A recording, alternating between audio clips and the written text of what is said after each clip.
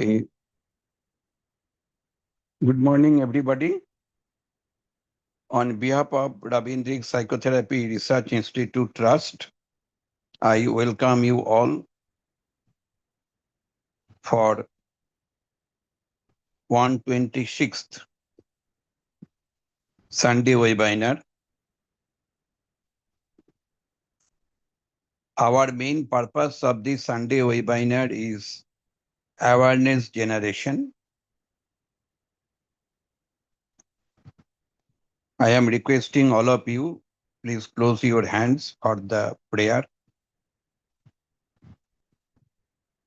Om Sahana Bhavatu Sahano Bhunakatu Saho Birjang Karvavahai Tejasvina Bodhitamastu Ma Vidvishabhai.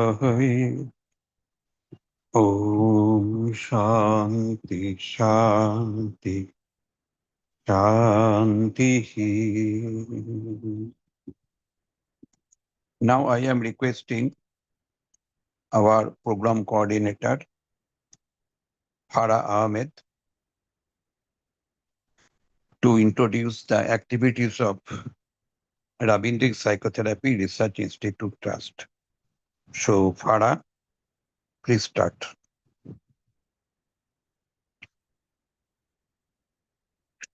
Thank you, sir. Good morning, everyone.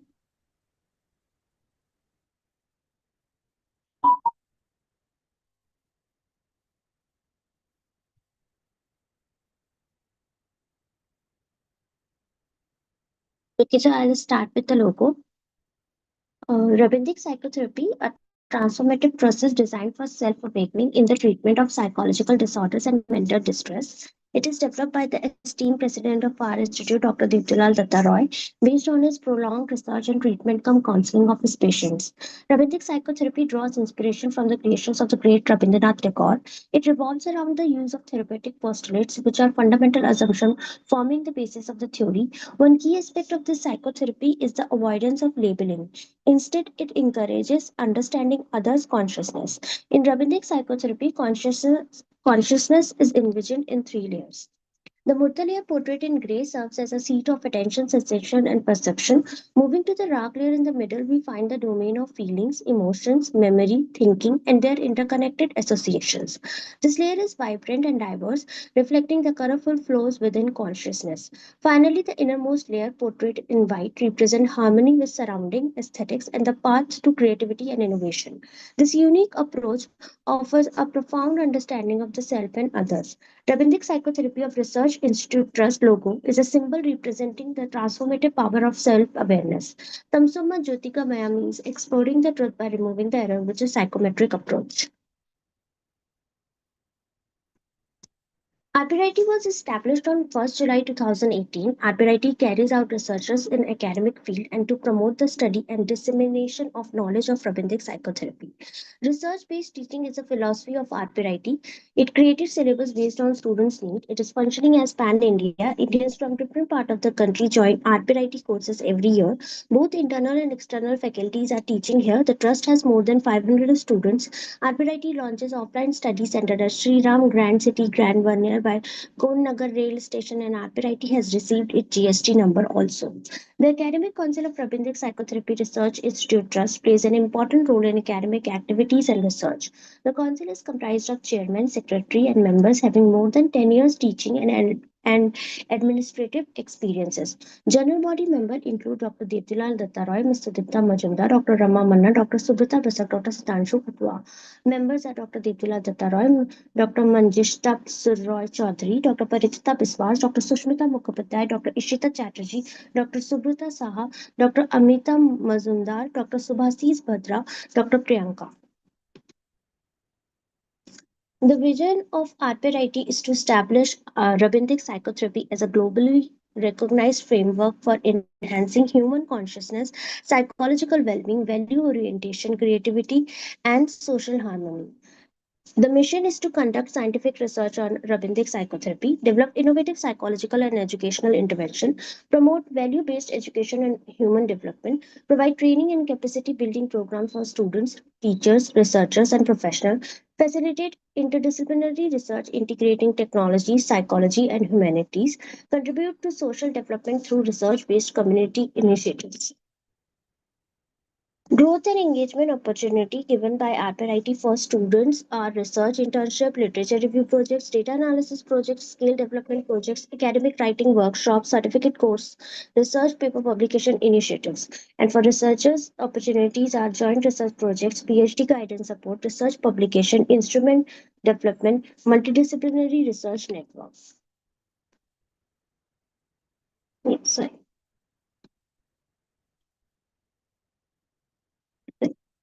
Yeah. Before moving ahead, I would like to briefly introduce our president, Dr. Devdula Dattaroy. He's a psychologist whose work spans psychology, statistics, and data science with a strong focus on integrating quantitative methods into behavioral research. He has served as the head of the Psychology Research Unit at the Indian Statistical Institute, Kolkata, where he contributed significantly to interdisciplinary research combining psychology with statistical analysis. He earned his PhD in organizational psychology from the Indian Institute of Technology, Kharagpur, and has an extensive expertise in organizational and abnormal psychology. His work focuses on areas like psychometrics, rank based data analysis, and the application of AI and data science in social science research. He has also authored books on statistics and art programming, aiming to make analytical tools accessible to students and researchers. His achievements have been recognized through several prestigious honors, including the Young Scientist Award from the Indian Science Congress Association in 1988 and the Innovative Scientist Awards from the Indian Academy of Health Psychology for his significant research on Rabindic psychotherapy. He is also the founder of RPIT, where he is developing the framework of Rabindic psychotherapy by integrating Tagore's philosophical ideas with modern psychological science. He is a member of the American Psychological Association, holds an ORCID researcher identification number, and is a registered researcher on ResearchGate, reflecting his active engagement with the global research community. His continuous effort in AI integrated research and training are reflected in the programs we are offering today. I would now like to present the half yearly achievement of RPIT for the period January to June 2026. The first 6 months of 2026 have been highly productive for our institute with significant achievement in research, academic training, publication, industry collaboration, and interdisciplinary outreach. During this period, RPIT successfully conducted 14 Sunday webinars covering a wide range of diverse and interdisciplinary topics, including Jamovi data analysis, women education and empowerment, psychological counseling, music therapy, AI mediated parenting, AI ethics, psychometric scale development, Rabindic literature, and research methodology. These webinars provided an excellent platform for academic discussion, professional learning, and knowledge sharing. We were honored to engage 4 external faculty members and 19 guest experts from the prestigious institutions including ABBS School of Management Bangalore, Amity University Kolkata, Singur Government General Degree College, Nimans Bangalore, Siliguri B.Ed College, MMP Shah College Mumbai, Maharaja Manindra Chandra College Kolkata, NCRT New Delhi, the University of Dhaka, Rabindra Bharati University, Netaji Subhas Open University, Christ University Bangalore, and the Institute of Engineering and Management Kolkata. In academic training, RPIT engaged 25 participants and students through its program and internship initiatives. We completed the 6-month online training on Foundation of Applied Psychometrics with Jamovi and R Studio with 7 participants. We also conducted the 3-month certificate course on Applied Statistics for Safety and Disaster Management using Jamovi in collaboration with ABBS School of Management Bangalore with 8 participants from Tata Power. In addition, 10 undergraduate students successfully completed the 60 3-hour research internship on mixed method research on selected themes extracted from Chandalika. In the area of industry collaboration, RBIT strengthened its engagement with three Tata Power units. As a registered vendor of Tata Power, we conducted psychometric assessments involving more than 1,000 workers across Tata Power Marathon, Tata Power Solar Tuticorin, and Tata Power Trambe and Hydro Plant Khopoli, contributing to the development of the safety consciousness scale and our zero accident model. In publication, three academic books are currently under publication: Introduction to Health Psychology, Introduction to Early Childhood Parenting, and Introduction to Environmental Psychology.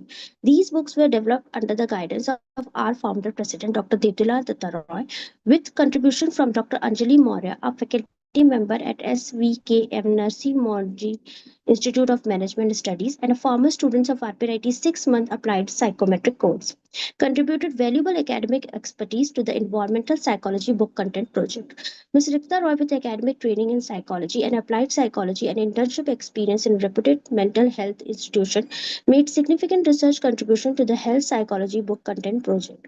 Ms. Ishita Mandal and Ms. Lipika Mondal, both assistant professor in nursing in Adia University and top performers in RPIT 4-month course on early childhood parenting, contributed to the parenting focused book content publication.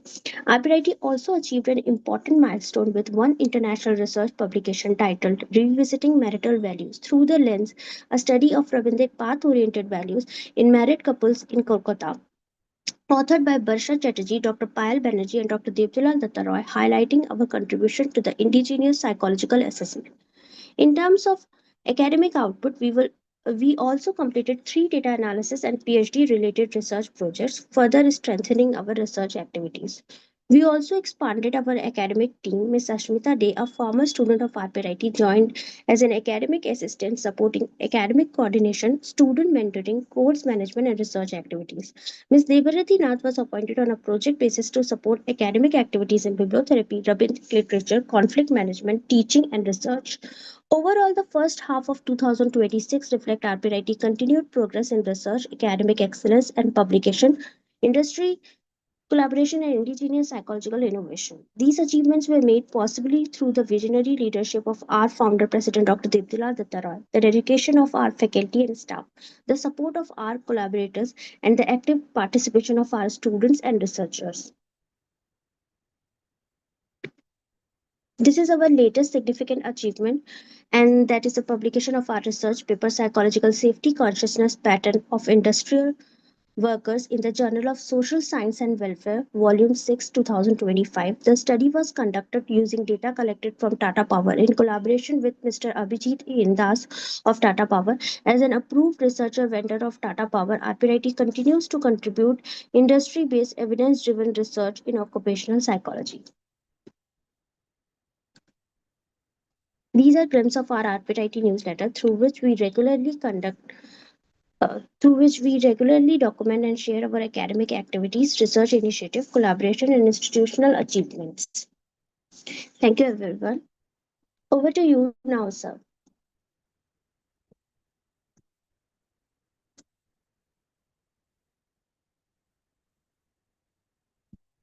Sir, are you there?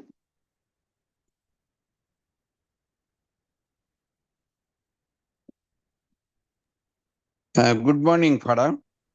Yes. Very nicely, you have presented the academic activities of RPRIT. Thank Now, you, sir.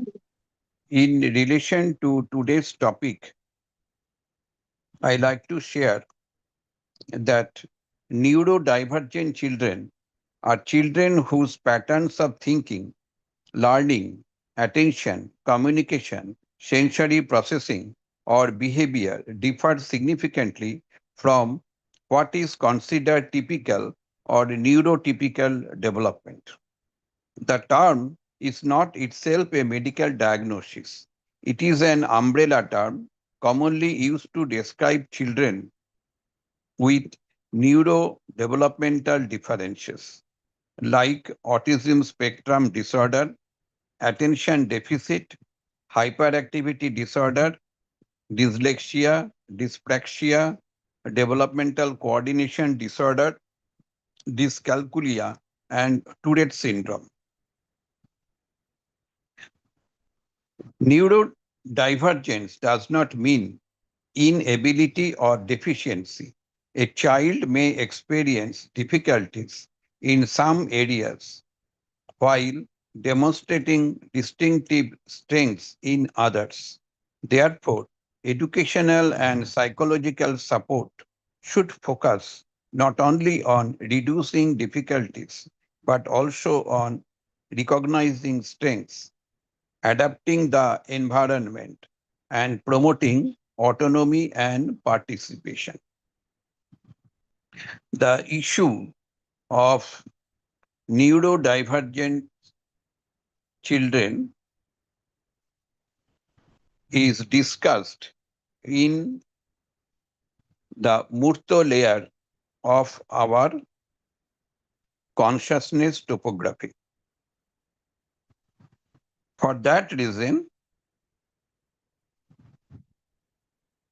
we felt the importance of disseminating knowledge about how AI can provide the support, not as the substitute of teacher, but as the assistance for the neurodivergent individuals. And today, Priyanshu Kunwar, he is the clinical psychologist, a researcher, and mental health professional at Ability Gate Child Development Center, Gurugram. Now I am requesting our student Falak to introduce today's speaker. After that, speaker will start the presentation. Okay, sir.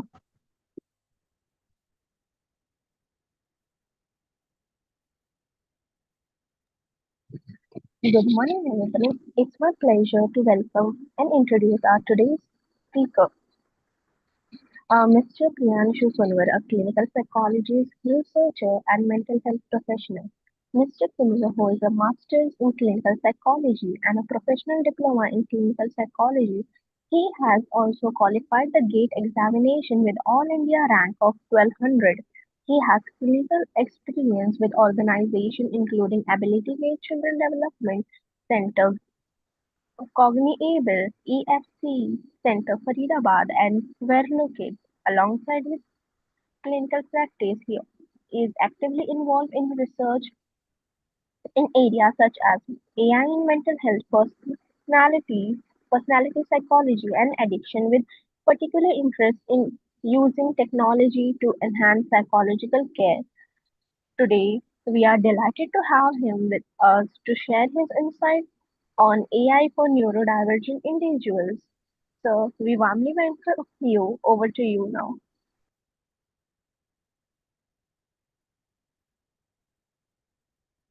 So, Farah, make our speaker as the host.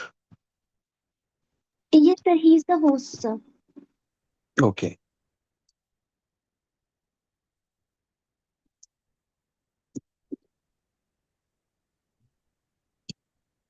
So, dear Priyanshu Kunwar, now you start your program.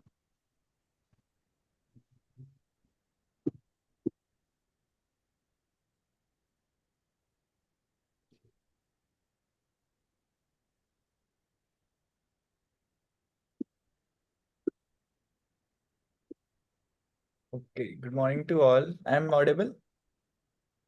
Yes, you are audible.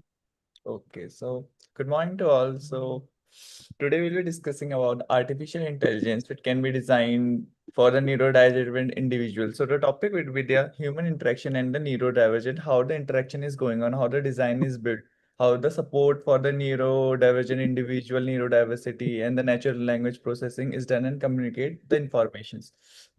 So before going on, I want to tell you a fact that being on the research of the estimate around 15 to 20% of population can consider be a neurodivergent, because the reason being the most appropriate one of the five people may experience the world differently. So when we're talking about neurodivergent, that is how the people perceive to different things, how their behavior, their interaction, their memories, and their learning. There is a neurodivergence. So the purpose of today's webinar is to understand how the AI moves beyond the one size to all the approaches to being of a provide a personalized support to the persons or the individual who are suffering from the neurodivergent condition, like as said by sir, ASD, ADHD, Tourette syndromes. So when we look to the findings from the reviews, so I have reviewed all the papers from 2019 to 2025. So the major wing for searching the research papers between 19 to 25 is because of the COVID time, because the screen use is getting very high.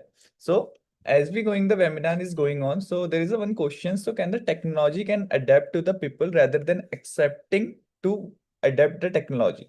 So how this all this thing going on, we will going to read about all these things. So the first is how that is a what is the neurodiversity. So when we are talking about neurodiversity, neurodiversity is a difference between the brain functioning. So our brain is very individualized. So everyone has a different thinking process, behavior, thinking patterns. So when there is a normal part of human variation, when we are saying of neurodiversity, there is a normal part of the human variation. So there are different conditions. So I divided into the three equal parts. So the first is a neurodivergent conditioning. So when we are talking about the first box, it referred to the condition when we are talking about ASD. ASD refers for the autism spectrum, where the all the disorders are combined. ADHD, dyslexia, Tourette syndrome, then there are simply deficit. They represent a different way of thinking and information processing. So when we are talking about ADHD child or we are talking about ASD child, they have every different thinking process. So when we're talking about a diagnosis, there is certain things we can see in the ASD. When you're talking about ASD, no eye contact is maintained, no social acceptability is there, hyperactivity is there, impulsivity is there. So there are different of condition when we are saying of the neurodivergence.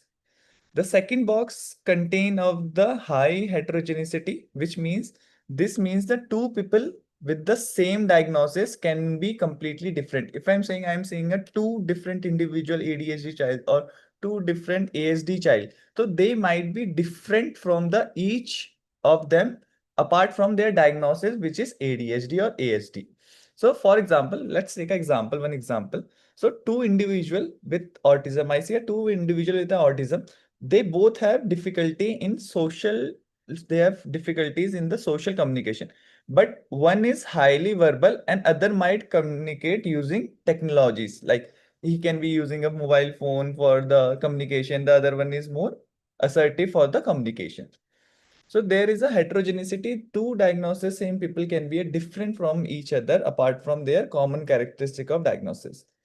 When we are taking of third part, which is the main important part, which we gonna emphasize in it. So the value of AI, how the AI is traditionally system designed for the average neurodivergent user and how much potential having a learning individual to performance the adapt to the support according to the each person need, how it can be personalized to the each need for the neurodivergent person. So things like a is a perception glass. So it's like our perception glass. Everyone has a different eyesight. So when we are talking about everyone has a different eyesight, so everyone get a different lenses. So we see world from the different lenses, and AI aims to provide. So when we are talking about AI in the neurodivergent, it provide all the same personalized approach toward the every neurodivergent condition apart from its diagnosis.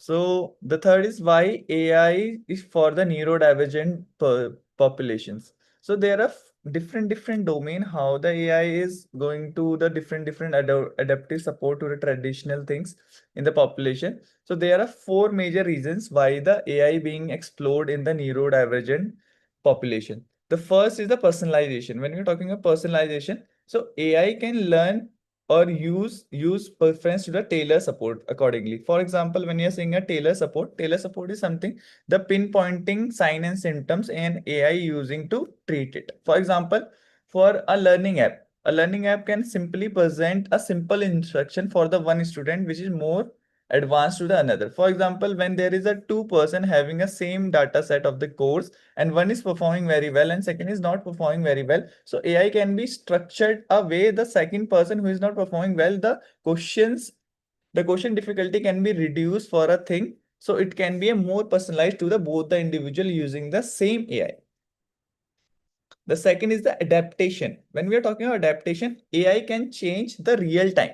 If the student appear very distracted, so there is a, when we are talking about, we are going further on this webinar, we are going to know how the assistive AI and the normal AI is different from these neurodivergent things. So adaptation is the AI can change the real time if the student appear very distracted or having a system to reduce the task difficulty to provide a reminder. For when we are seeing how there are different facial cues for doing things. For example, there is a person who is very nervous, so there is a palpitation, there will be a setting, there is a racing heartbeat. So it can be detected by the AI to adaptation to decrease the difficulty level, so it can be done. Third is the multimodality. Multimodality is the information when it presented through texts. It can be presented through speeches. It can be presented through images. It can be presented from the psychological science. The psychological science I have already taught. Settings, heart beatings, palpitations. So these are the psychological signals. So this allow the user to choose the format to work best from them. For example, there is a children who is having a difficulty, is a autistic child and having difficulty in education, so it can be televised, or the adaptation can be done through the images, it can be studied through the speeches, it can be imaged through the text written over there. So there are certain things which can be multimodality to the certain AI thing. The fourth is a continuous support. Unlike the human professionals, we may not be available for the specific time. So there is a thing, we as a therapist or as a researcher, there is a certain limitation. We cannot be there for the 24 into 7. But when we are saying of the AIs, they are the continuous support system which is providing into 24 into 7 at any point of time.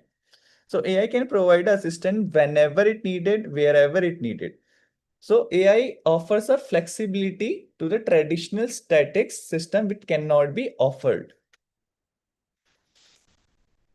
So what is the aim for scoping this review? So this review is, like I already told you, this review include 117 studies which been published between year 2019 to 2025. So the mainly research which I quoted here is the database of the PubMed, XIE, Digital Library, and the Science and Google Scholars. So the majority of researches is from here only. The reason for selecting this time period is very important. Since the 2019, there has been rapid growth in the machine learning. So the major thing which I got to know that when we are talking about COVID-19, so majority of neurodivergent condition is happening because of the more screen uses of now time. So if you are taking our screen time, so it is nearly around 5 hours to 6 hours. So which is more harmful for a small kid to rather than us. So as an individual, when we are around 18 to 19 are reaching to our adolescence, the screen time did not affect our brain area and functioning. But when you're talking about the small childrens who are using mobile phone for 6 to 9 hours, so it's impacting their brain thinking and rewiring, which is a neuroplastic thing, which is getting the more worse conditioning towards the neurodivergent condition like ASD and autism. So this was a very important crucial period. That's why I choose this thing. So in this period, the AI is an immersive technology such as virtual reality. So when we are talking about 2019, so there is a more conditioning thing. The virtual reality was also introduced in this thing. So the review also considered of the neurodivergent group. It also include in the further we were going to talk about how the AI is using in the autism, how the AI is going into ADHD. So they all thing can be introduced in further. So this is the across educational, healthcare, rehabilitation, workplace setting, and the daily living, how it can be utilized. So there's a point to remember of this. The goal was not to very determined for the intervention, but it is a map to the overall landscape of the researcher to identify the trends. So this is the trend which should be identified by every researcher in this point of time.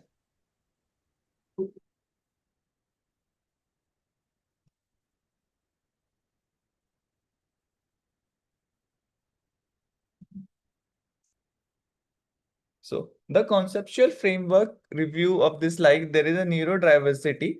So when we think of neurodiversity, there is a cognition and the sensory part. When we're talking about the sensory part, there is a first step of the neurodiversity every neurodivergent individual has a unique strengths. So when you're talking individual, they are having unique strength and also facing their challenges and the sensory preference and their communication style. So these all four things are the incoming the neurodiversity.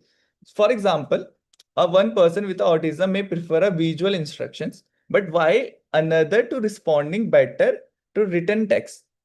The person with a person is using a special instruction for the text, and the other person is using the visuals for better performance. So understanding that how the starting point is there, the second step is the AI interaction. Now the AI get the neurodiversity, one get the more instruction in the visual, the second get more instructions of doing in the text form. Now the AI get the thing. The second step is the AI interaction. When we are talking about second step, the once the system understand the user's need, now the AI get to know there is a need. The one is getting the visuals and one is getting the text. So the AI interaction going on, the system understand the user's need for the personalized interaction, how their interaction should be a personalized and pinpointed. It include the content of adjusting the difficulty. Now the AI using the content to difficulty, so how it can be reduced or increased, which change the communication style. The person is used to communicate in then the picture form, the other person is communicated in the text form, which provide the reminder and the support. It aim to create, when we're talking about AI interaction, it aim to create to experience things which is individually rather than to fit a system. It is going for individualization for both the person. Now it goes to the third step, which is a desired goal. What is that? When we are thinking of APA therapies, when we are talking about behavior analysis, so there is always a behavior which should be a majority, which can be a shaped or unshaped through the various techniques. So same, now the AI knows how, what is the main thing which child wants. The second is the AI interaction. AI interaction going on. What thing can be a difficult for the child, and how can we increase or reduce? Now the desired goal. What kind of desired goal we want from it? So the goal is to improve the outcome of such as learning. When we are saying of the child or neurodivergent, the first could come to the learning, then the second is the independence, third is the communication, fourth is the employment. So when we are doing all these four aspects, there is a vocational training. So for example, the adaptive learning of the system valuable for actually helping the student to learn more effectively than getting a education purpose. The fourth is ethical layer, which is the framework for all the things, like there should be provided in the all of the area. So entire framework, the ethics is not we something we consider the developing of the technology. So issues such as fairness, such as privacy, such as transparency, such as accessibility. So it should be all over there. Apart from it, apart from it, where the person is coming from. So there is a useful example when you say a facial recognition. There is a technology when you say facial recognition, even if work with the well technology, it may create problems. For example, there is a trained non-representative person and there is a no facial recognition. And the AI is unable to get the how the person want their personalized AI interaction. It enable to text it, it enable to show the images, it enable to the visual representation. So it cannot be a pinpointed thing for the person who is using that AI. So when we are talking about AI design for the neurodivergent users, which a part of this framework is important to the first. So according to you, you can tell me that apart from these four parts, what is the majority part of it, which is important framework for you to know the AI? So you can write in the chat box also. So for me, according to me, I personally think there is a AI interaction. So when there is no AI interaction between the things or the person who is using it, it can be tailorized. But according to you, it can be a very different thing. So you can write on the chat box what you think here, apart from this four part, among upon this four part, which is the most important for you.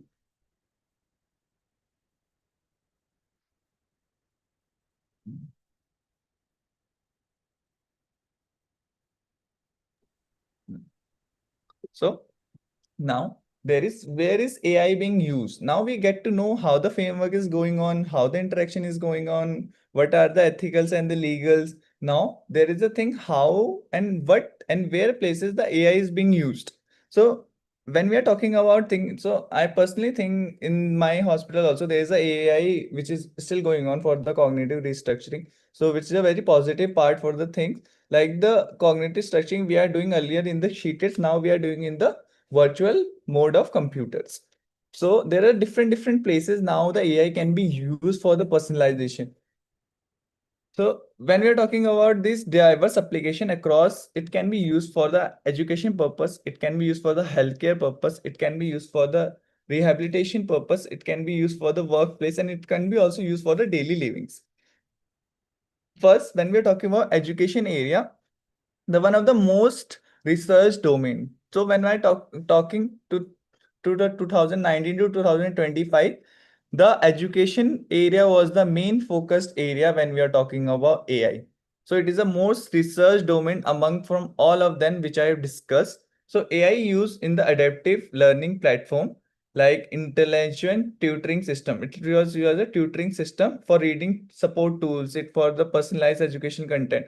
For example, if a student has struggling in a topic, the system can provide us additional practice for the explanation. For example, there is a thing, the child is unable to get a question, so it is personalized, so personalized it is divided into small steps and small bits and pieces, so it can be understand very easily. That is the main part of the education, the most of the center. Now when you're talking in the north side, so there's a many of the center which I have recently met and went for the session, so they are using standard AIs for using the games, the puzzles is going on, the dropping of puzzles, the child used to say the word, so it is recognizes the world, and it's being divided into two teams, and one team get when there is a certain thing, it can be gone.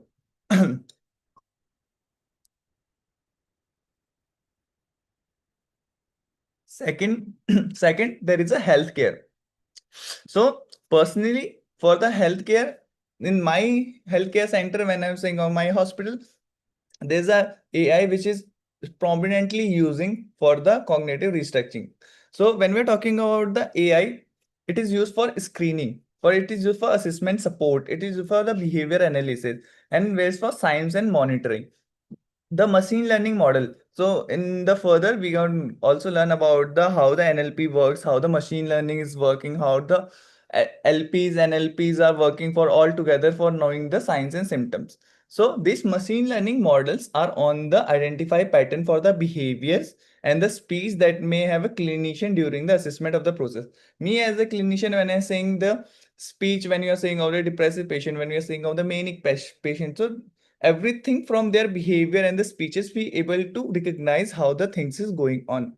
So now the AI is taking that part on very positively note, like the camera is put in and it's observe all the behaviors, all the speech patterns, all the recognition to identify the signs and symptoms. Third is the rehabilitation area. So AI can monitor the performance during the therapy. So I don't know, it's still going on to use, but yeah, there is a many process when we're talking IIT Kharagpur, when we're talking IIT Delhi, the research is still going on how the rehabilitation things is going during the therapy part in the AI. So there is a difficulty levels. So for example, if a task become too challenging, the system can simplify it to very easy task. When we are talking about the games, when you're talking about differently Olympiad or the quizzes, the difficulty level goes increase and increase. But when we are saying of the rehabilitation purpose in the AI, it reduce the difficulty level to more to increase the morale of the individual that it's still going on. That is a rehabilitation purpose. It can rehabilitate things according to the person needs. The fourth area is the workplace. So, neurodivergent individual may face a related difficulty in the communication in the organization or a task management. So, AI tools can provide a reminder like their activity scheduling, then there is a communication support, there is a workplace accommodation, giving a personalized thing for the workplace purpose. There is a certain reminders. Fifth, which is commonly used in the daily living, including the routine management. You have to do this when you're saying of a ASD child. There is a certain rigid routine. So it can be done in this time you have to do this. There's a certain remember the buzzer is going on. The at 12 o'clock you have to eat the lunch, at 1 you have to go for the walk, at 3 you have to study. So there is a certain reminder which can be provided by the AI for the neurodivergent child in the daily livings. Then the social communication support, navigation assistant, the easily map can be given for the autistic child for going here and there, the reminder for the daily activities. Then in the many smartphone now on when there is many smartphone applications has been started which provide a example and provide a support. So there is an interesting point.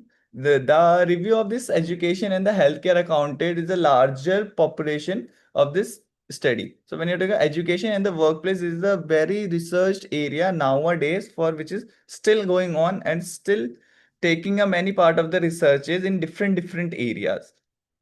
So that can suggest there's an increasing recognition of the potential of AI, the how potential have the AI, but there is still significant room for the development and supporting technology which can be discovered yet.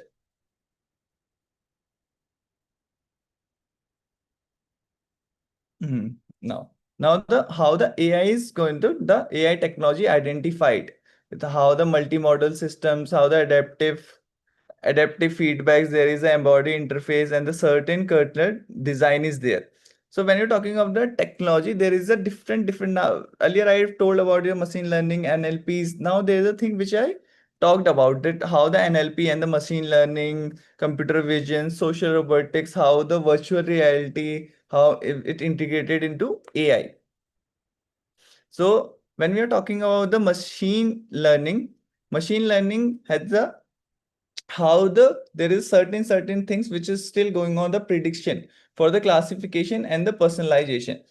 There is a when I am saying I am moving my hand, so there is a might be prediction whenever the person is going to say this word, it moves its right hand. So there is always a prediction for the AI that goes on the machine learning. Then there is a classification. When I saying this word and my hand is moving, the person might be being a sad, or person might be being a very happy, or it might be a surprise. So there is a classification of my movement. That is the AI is how it's going on. It's doing the prediction. Now there is a classification. Now there is a personalization. Many people move their hand when they are saying this word and moving this right hand. So but this person when he's moving the right hand and speaking this word is start to cry. That is a personalization. How it personalized to me. That's how this all the thing of that going on, the prediction, classification and personalization into one thing, that is making a database for my machine learning. I know everyone uses ChatGPT and Gemini. So when I continuously using that command, a simple command, so it can be a database for you. Like you are sending something, you need this. So after the 10th record of sending same thing to your AI, if you're not writing your command also, it will be automatically recognize this person is a researcher or this person is a clinician. It's the niche of it's how it's looking the patient. This is the main thing he's looking. So it can easily make his memory sharpen for the machine language by collecting the databases you are already feeding it. So it can be done without the command also. You if simply type the thing and enter, it will always give you your answer, which is very personalized to you. Then there is a deep learning. When you say deep learning, there is complex pattern recognition. When I'm saying there is a mixed emotion of two things, I am doing the same patterns. Now the AI is being used for the complex pattern recognition. Like if I'm being happy, but I am being very sad for initially, and my tone is not matching my facial recognition and the voice tone.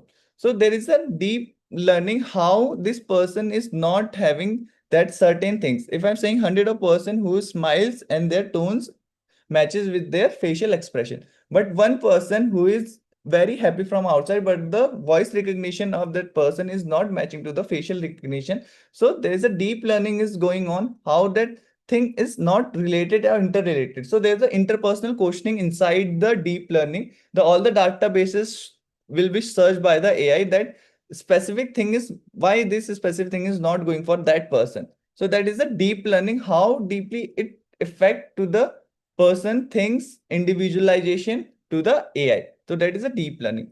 Then there is a NLPs. NLP is the small connection between machine language MLs and DLs, which is machine language learning and the deep learning. So NLP is like a router which is connected to the machine learning and the deep learning. Machine learning is saying that all why this person is doing this thing and it is the most probable outcome. That the deep learning is saying now all the person who is using that kind of thing is not equally or importantly doing the same thing. So there is a router between NLP which is saying yes, this is the true, or this is the false, or this is the false, or this is the true. There is a continuous interaction between NLP's DL and the machine learning is going on for predicting the outcome of the individual.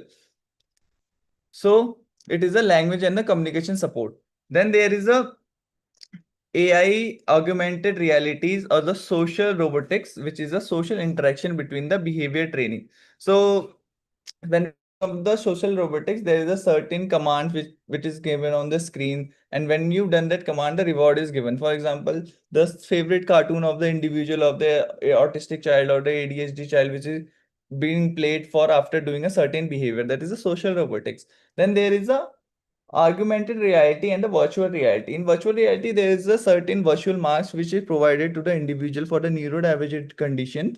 When the mask is put in on, they came into the different world. For example, the person of the autism or the ADHD like to being in the being in the forest. So there is the augmented reality and the virtual reality. The virtual reality is going on, it being a forest, and the most favorite thing of the that ADHD or autistic child is of getting the fruits. So there will be a trees, and for the our hand movement, our desired goal is to make the autistic or the ADHD child to move or hold their hand for the pincer grip. So the AI will be getting a personalized thing or making a tree. So the apple is there and the person want to grab it. So the our desired goal is for pincer grip, and there is a AI augmentation is going for the virtual reality, and there is a tree. So our desired goal is met by the AI. That is how the virtual reality is going on for the social robotics and the augmented reality in this time.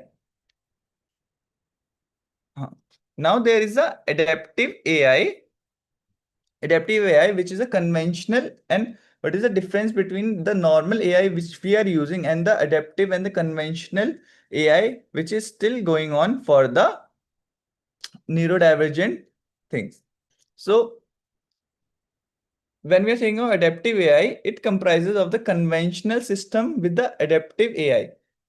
The in conventional system, everyone receives, you can think like everyone, when we are saying of receiving the performance, it modify the response accordingly. So there is always a response for the every individual which modify equally. So imagine there are two students using the same educational apps. I'm saying there are two students for one diagnosis ADHD, and both are ADHD, and one learns very quickly to the other and need more support. What the conventional system is doing, that it is bifurcated into two parts. That first, the conventional system present with the identical material to the both student. The both student is getting same material, same type of questioning, same type of level of difficulty. But when we're saying the another is not performing very well, the AI adjusts the difficulty for the level for the learner, which is a slow learner. The focus shifted from making people to fit for the system, not making system to fit for the people. When we are saying of the normal AI, what it will be doing, it will be just saying that it increase the difficulty of the levelty. But when we are saying the conventional AI or the adaptive AI, it adapts. The person is not able to learn, so it decrease the difficulty. So the morale of the individual get increased. So that is the thing, how the adaptive AI is very different from the natural AI.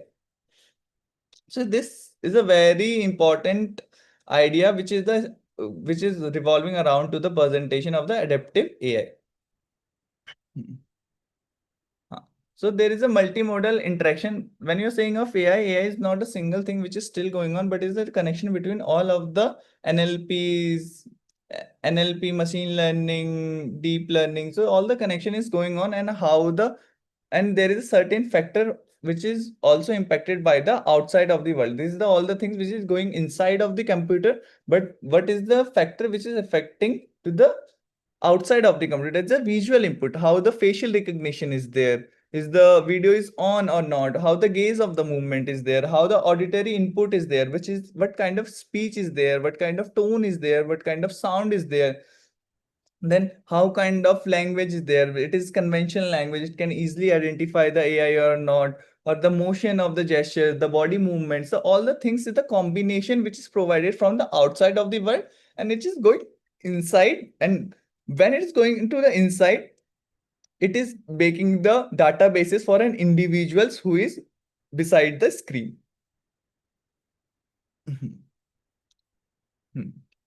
Now there is the embodied interface of the social robot. So the study is going on when we are saying about the IIT study. So there is a gator robotic system which is still going on.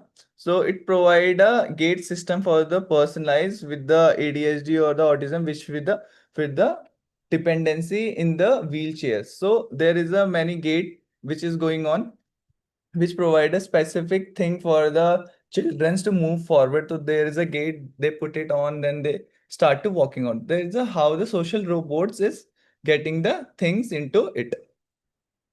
So there is a example of AI designed for the social autistic individual. Even if it work very correctly, so it can be a very problematic for excluding a certain user because it collects excessively personalized data. It wants to have excessive personal data, what how the diseases happen, when is disease is happening, from what time of period the conditioning is there, any the history of fits and the seizures. So there is a very personalized data is there.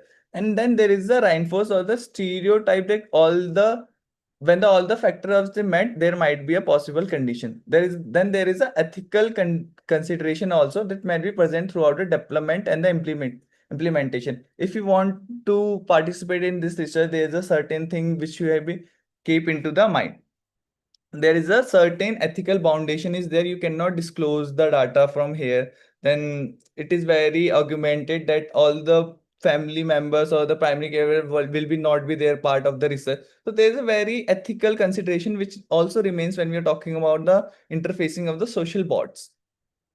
So the social bots are like animated agents or the virtual conventions and the system. So the purpose for this, the social work provide a contributor readability and the less social interaction between the environment. When we are saying of the smart technique, where there is a when we are using the smart technique being specific, measurable, achievable, realistic, and a time bound, all that thing is going on the social bots for the purpose of using for the AI for the autistic childs. Now, how the AI, when you're saying of the AI in the autism, how it's going on, when we are saying of the early screening analysis of the behavior, the pattern is always known when we are talking about the AI in autism. The certain feature when we are talking about the diagnostic criteria of the autism, there is a no social reciprocity, there is a no social eye contact, there is a repetitive restricted behaviors, there should be a hand flapping. So these all are the certain early screening which is done according to us. When we are saying of AI, how the AI is recognizing that the child is autistic or not a autistic child, it recognized by the behavioral patterns. How it studies about the 100 of the autistic child who is moving into a certain way or having a certain eye movements like gazing to the wall or the side eye movement, having a facial information, having a furrow or the video behavior, how their hands are moving, how their shoulders are there, why, what kind of speech they are using, monosyllabic, bisyllabic syntaxes are using. So these all things used for the early identification in the autism by the AI. So what have researchers done in this thing? The researchers provide a machine learning to analyze the facial expressions. So when you're saying of the eye contact, they use for the facial expression, then use the eye gazing pattern. It like if there is a certain pattern of the eye, it may be indicator of autism. Then a speech characteristic that and the behavioral observation. If this kind of behavior there will be, might be possible of autism. The researcher providing a certain command to the AI that this can be done. And this is the thing, when there were certain things, it can be categorized as a autism, might be possibility of a autism. Then there is a meta-analysis, the revolutionary change which gone on the 2018. So in 2018, there is a meta-analysis was done in which there is reviewed for the 15 study which found a compromising and accuracy level for the machine learning in the model of autism screening. So in 2018, there is a study where the screening for the autism found very accurate, like it able to find out the person with autism very easily when these all things is provided by the individual or by seeing the AI. However, it is not important that to remember these systems are not capable is able to replenish the clinician. But yeah, instead AI acts as a decision support act which can identify the pattern that might be otherwise be missed or helped by the clinician. As we clinician, we cannot recognize all the thing at a time, but yeah, there is a certain thing which we miss can be provided by the AI. So it can be worked as a decision support tool, not for replenishing, but yet for helping us. It can identify thing which we are unable to skip. So it is very evidence based when you're taking on meta analysis. It includes the 19 articles, out of which the 18 predictions, and the model another review for the 43 study which is actually working. They have tried to get the diagnosis of autism, which is basically based off the machine learning and the deep learning, the communication between NLPs and which is going between the ML and DL.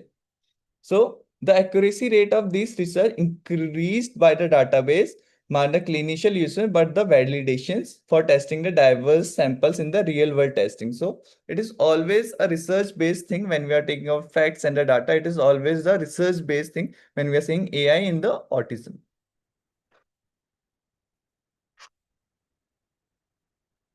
Huh. Now there is how the AI is in the ADHD. When we are saying of attention deficit hyperactivity disorder, it is mainly being used for the behavioral prediction, for the symptom classifications and the differential diagnosis.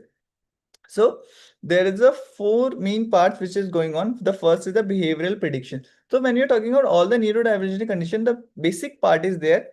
The first is the behavioral prediction. The second is how there is a network between deep learning NLPs, the outside world to inside world is going on.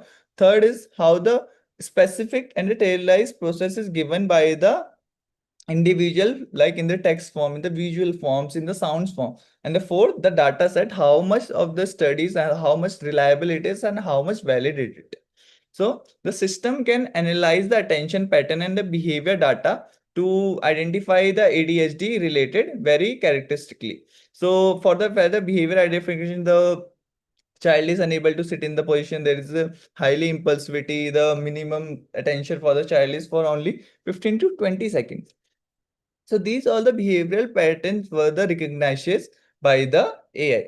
Then system can analyze the attention pattern for the ADHD. Now researchers are exploring the research is still going on this part of area. When we are saying of ADHD, the autism has always the research evidence based research for the autism, but when I'm saying of ADHD, the research is still exploring whether the AI can distinguish between ADHD conditions and the other overlapping symptoms. Because when you're saying of these condition like ASD or we are saying ADHD, there's a many overlapping things. The impulsivity can be because of the behavior of the conduct disorder. So there's a many overlapping systems and the characters which cannot be identified by the AI. But yes, there is a certain behavior prediction which can be done in AI for the ADHD.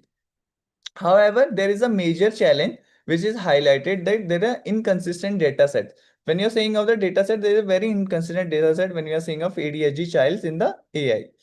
So there is a very different studies and the different partisan group in which is still going on, and the assessment method and the data collection techniques as a result finding very difficult to compare the when the studies is still going on, but the data set is very inconsistent, so it cannot be collect or compromises for the certain research and findings. So it is very difficult to compare why the AI is not able to identify the overlapping condition into ADHD. So this means that although there is result is very promising, but yet there further research should be needed before we say that AI can actually work in the ADHD. So there is a lot of research still going on, and might be possible into the future we get to know how the AI is using in the ADHD thing. Now, the AI in dyslexia and the learning disability, when you're saying a specific learning disability, dyslexia, dyscalculia, though there is a many thing how the AI is going on. The first is the reading assistant.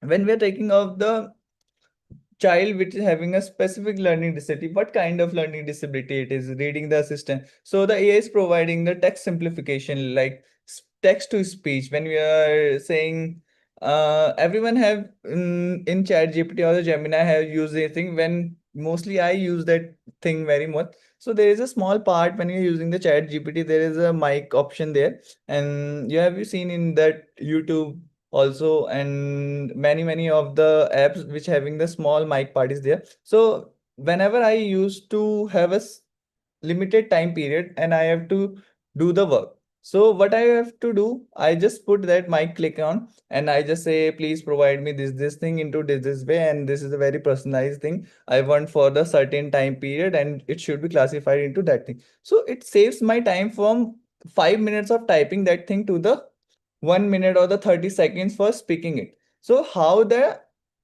text simplification is going on, how we, if I'm saying the person with the dyslexia or the dyscalculia unable to see the thing, so that is a simple classifications in the animation form, in the transmission forms, in the text to speech form, in the reading prediction forms. So it can be given for the very assistant for the personalized exercise for the individual with the learning disability. Then when we are talking of the writing assistant, so it provides a spelling support, like the world is, when I was in the hospital last to last day, so the AI was using for the writing assistant. So there was a word were dropping from above the screen, and the child have to type for the for suppose there's a W is coming from upside of the screen, it is rolling down for the certain 30 seconds, the child have to put W, then there is another word D is coming down, the child have to put the D. So that the how we are making learn for the specific things to the individual person who having a neurodivergent things. So this how the AI is using for this prediction and the grammar support.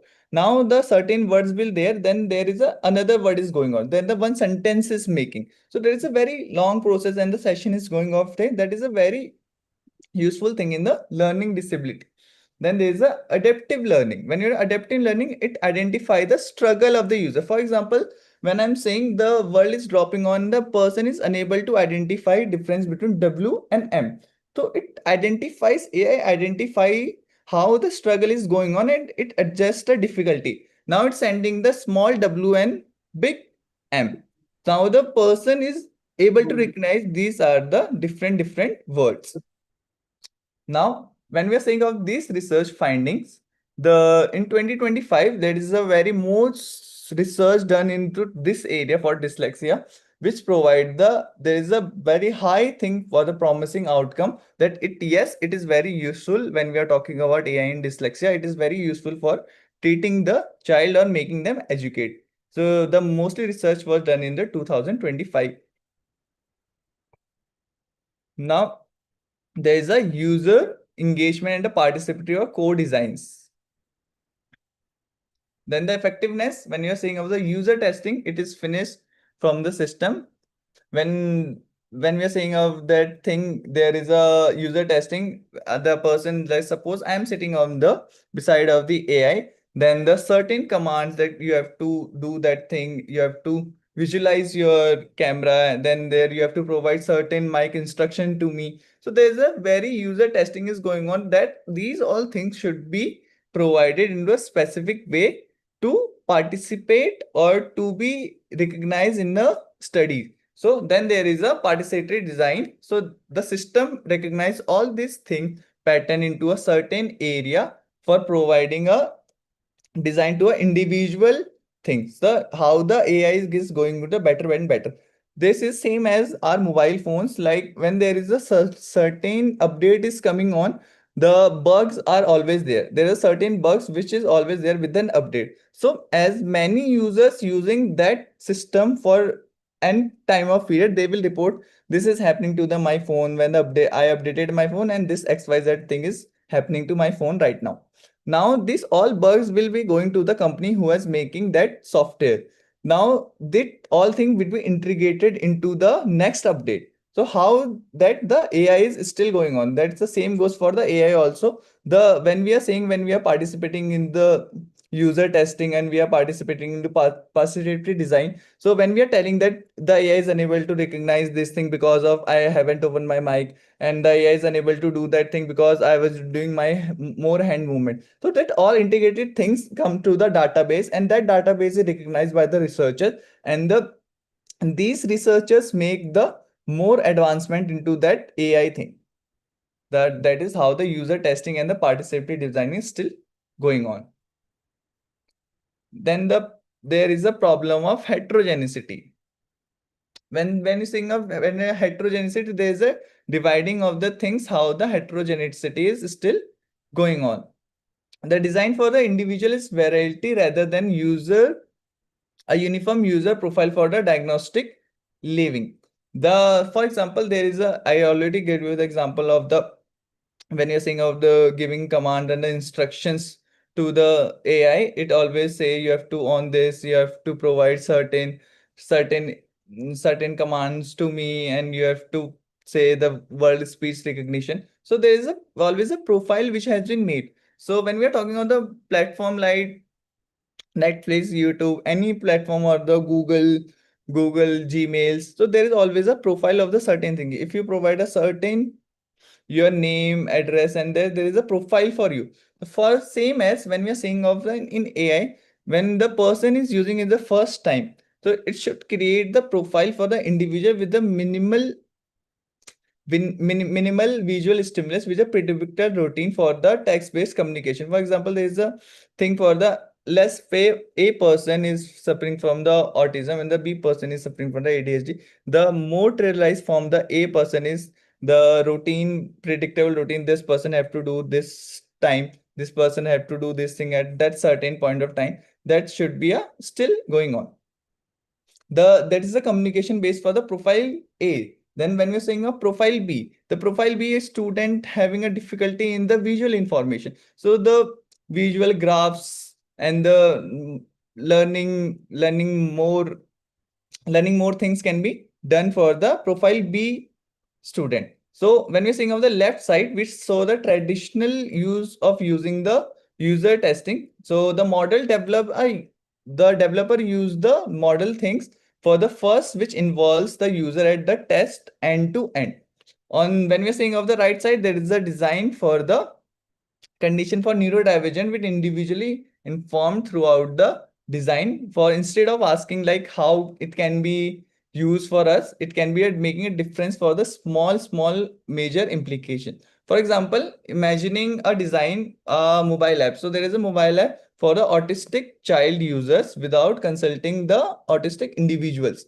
So the developer may induce the profiles for profile A and profile B.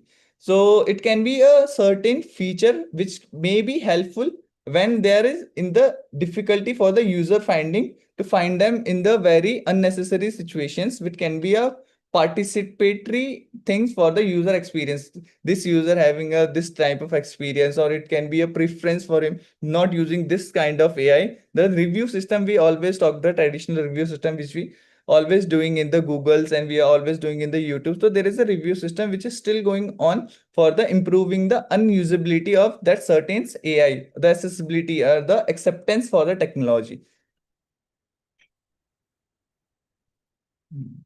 Although many people shares the same thing when you're saying of the profile A and profile E. For example, now the example was given earlier for that profile A for is autistic child and profile B for the ADHD child. Now suppose there are two same person with the same diagnosis. How now the heterogeneity is the going on for the same person with the same diagnosis?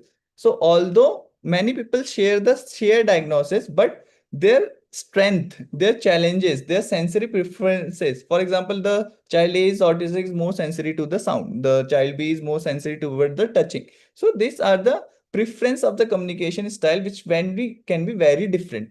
The person A profile with the autistic child may have a predictor routine or the low sensory stimulation and having a low communication, but profile B maybe have the benefit of interaction of the visual learning. It requires more visuals for get to learn, or more stimulation, or the more high graphics for getting or making the audio prompts for getting a thing. The profile C may be experience for the sensory overload, for the motor coordination, that the difficulty is in the communication challenges. Now imagine all these designs for the single person. Now we are talking about A, B, and C profile. When you're saying now the three example can be given.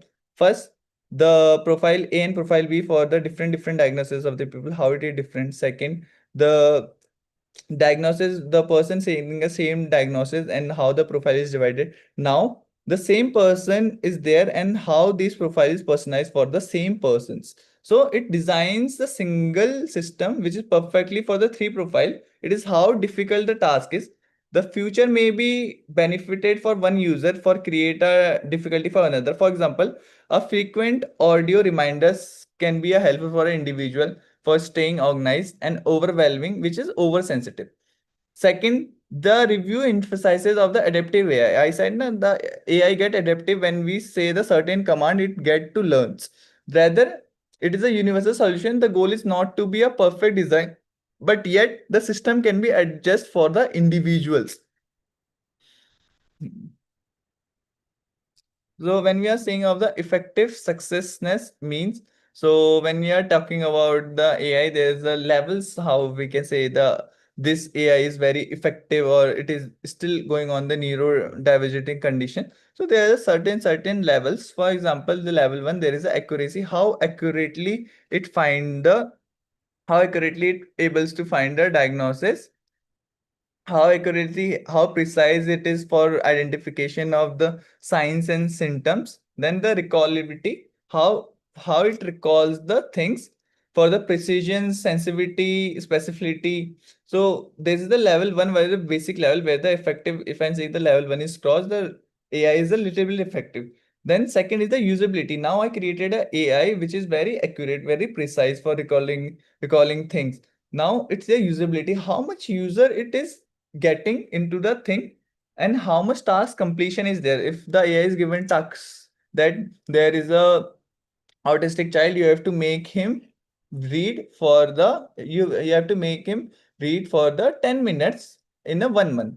So there is a usability that the 100 user are using that, and there is a certain thing which I am still going on. You have to make him read for the 20 minutes in 1 month. There is a task completion. So there is a certain thing. The task is given to the my AI that this is the outcome, which the desired outcome, which should be there.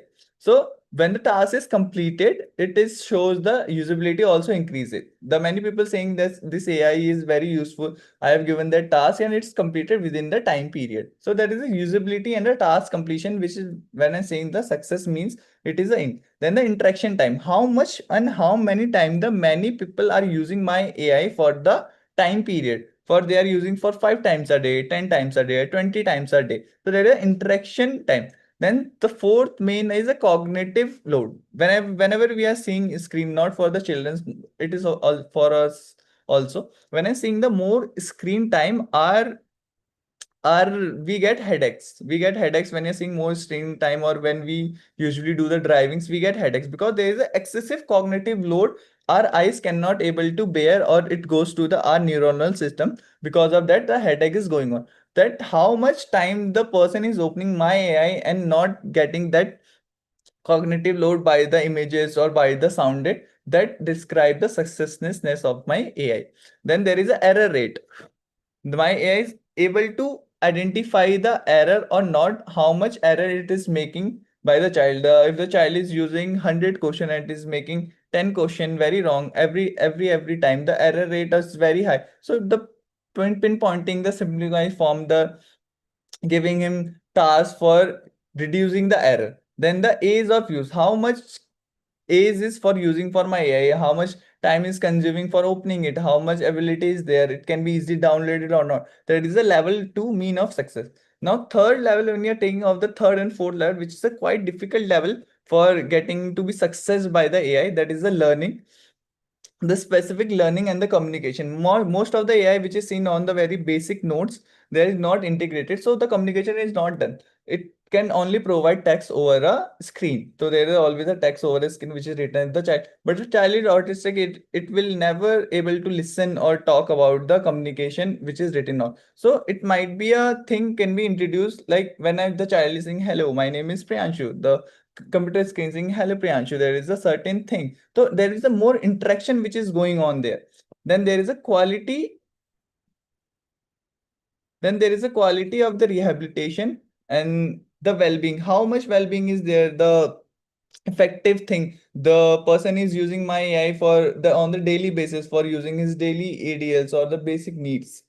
So that is a level 3 of success. When we are saying level 4, there is a purpose for the education. I know it is very difficult for a neurodivergent child for getting their social participatory or education outcome for the employment rate or the integration, but yet if we getting it from the use of the AI, it is very effective for the thing that it is still going on.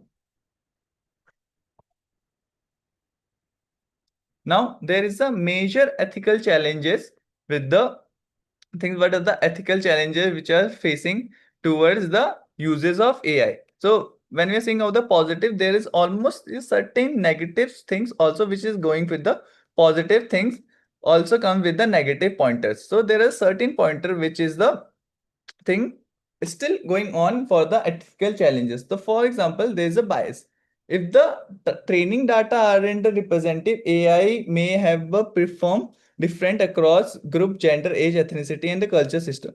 When I'm saying of certain AI, me as an individual, when we ask the certain case histories, the certain things provide us certain information. If I'm saying the gender thing, the when you're saying of the gender thing, there's a more thing when you're saying of OCD, when you're saying of the depression, when we are saying of the mood disorder, which is more when you're saying schizophrenia, for the firstborn is more than the second born. So there is certain thing which is already provided in the research that this kind of things can be happening when there is a thing. So there is always a bias when you're saying of the cognitive representation. There's a bias for the age and the gender. If the same age children, for example, two autistic children or two ADHD children having a one is having an age of 10 and one having the age of 20, but they are all providing to the same level of same level of questions or the same level of the information for best putting the outcome. So it can be a very bias for having the same kind of question for the levels, but the age is different, but the level of questioning is also same.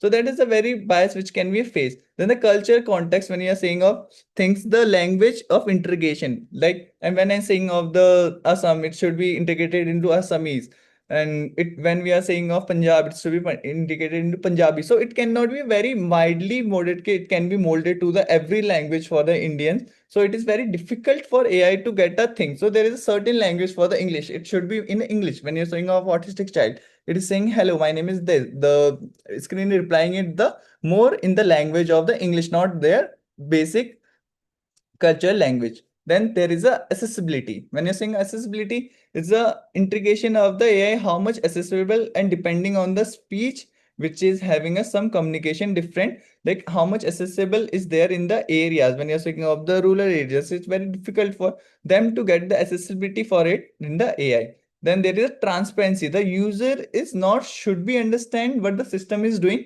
but yet there is making the databases inside the system only. When I'm saying I'm providing my information to the data, it's already collecting my data. If I'm saying my AI knows everything about me, what I'm doing, what's my age is, what my profession is. So it making the data inside it's only, and making in recommendation when the output has been certain for me.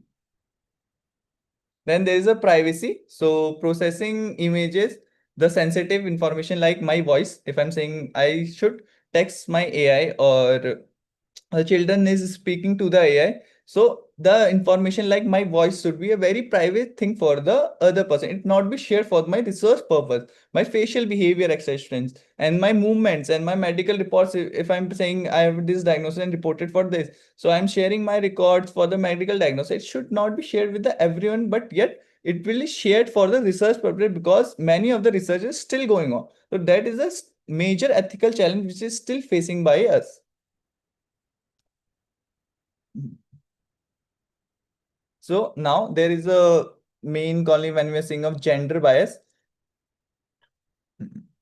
So when we are saying of this diagram, is show the certain event from beginning of the research context. So historically, when we are saying conditions such as ASD or ADHD, it being a more study frequently in the boys and girls.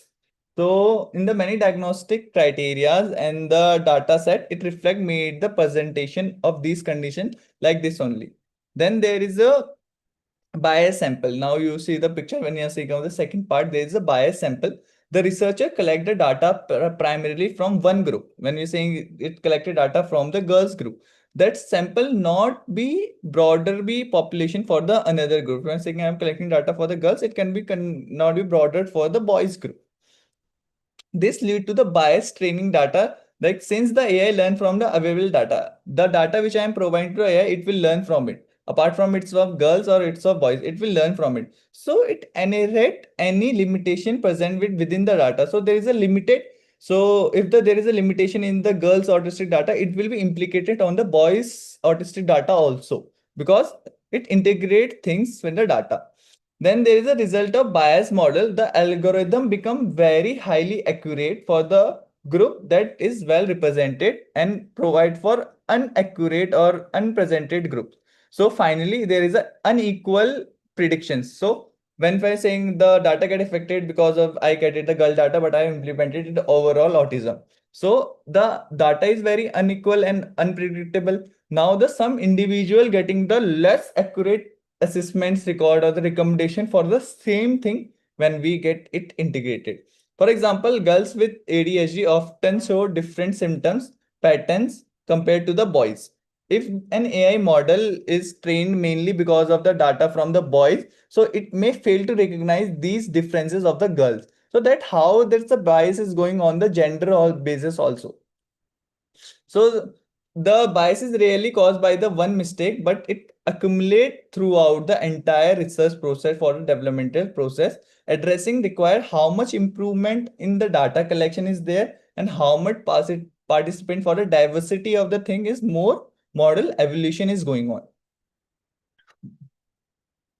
Now there is a thing of AI and the extended reality. So it combines of more impulsive context with the intelligent adaptation and the personalized intervention.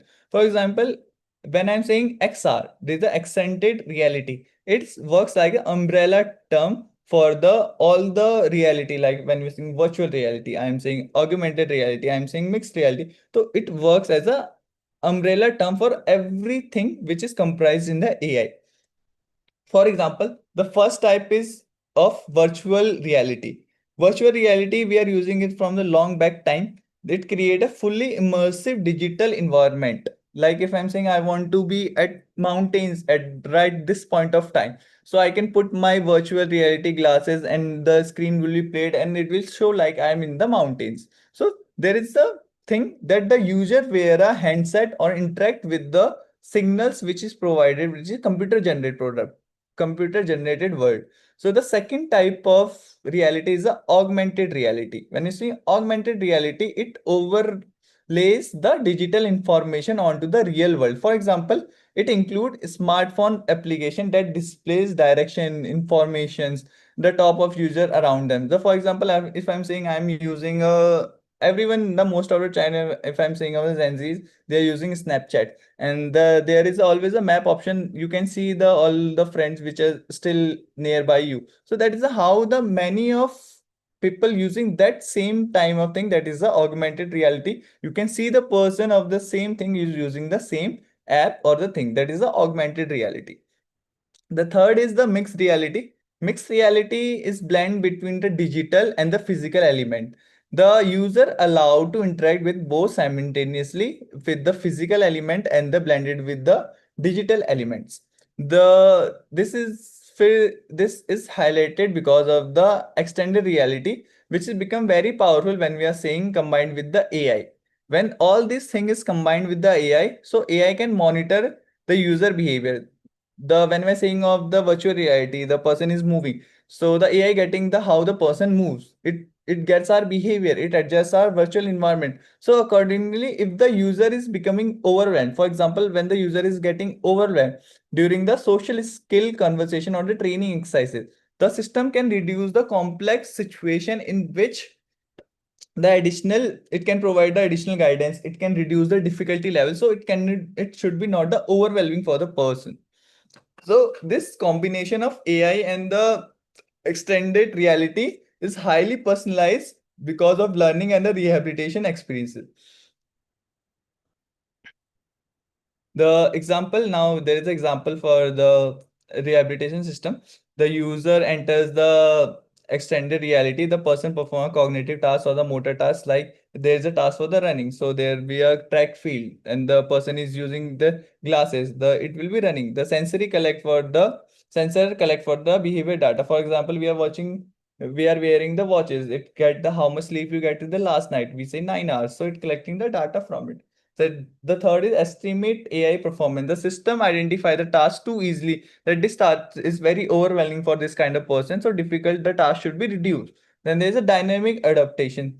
The AI speed difficulty, the distraction, the complexity should be increased or decreased according to the user thing. Then the continuous learning, the system provide updates, like the person learned this XYZ thing, there should be an update for the person, their understanding for the performance. They perform well when he perform well in the evening time, he perform well in the night time. So there is a specific thing at the time the person is performing it.